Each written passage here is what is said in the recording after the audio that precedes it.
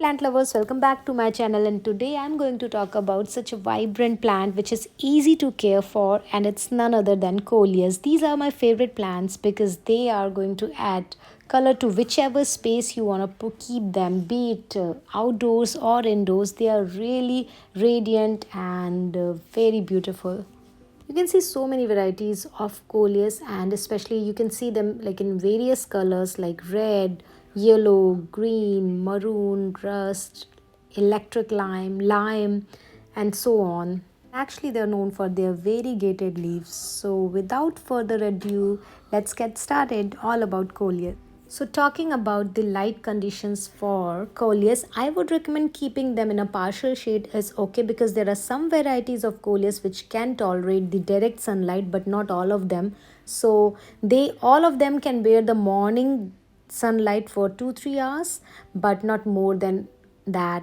I mean, the midday harsh sun rays they cannot bear. So, I would recommend keeping them in a partial shade would be the best. So now let's talk about the potting mix for your coleus. So when you are growing coleus in a container or in a basket or in a pot, make sure that they must have the drainage holes, because the your coleus, they love to be grown in a good draining potting soil.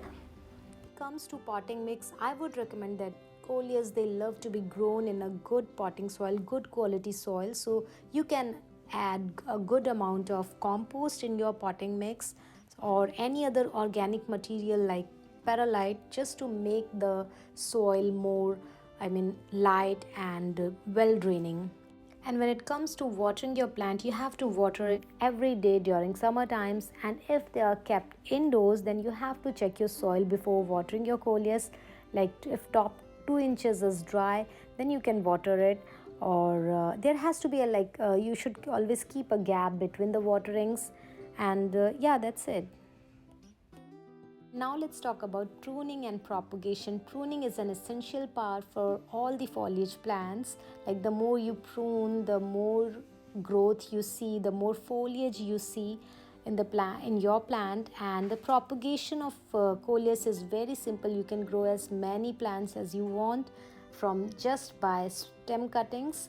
And there are two methods: either you can place them in the water and wait for the roots to grow, and then you can propagate in the soil, or you can propagate directly in the soil just by stem cuttings. You can choose either, it's completely up to you, but the propagation and pruning for coleus is really very simple. And now let's talk about fertilizer. When it comes to fertilizing your coleus, I would say that they are not really heavy feeder, and if you have added a good compost in your potting mix, then you don't have to fertilize your plant, or you don't have to worry about fertilizing your coleus, since they are getting like enough nutrients from the soil itself.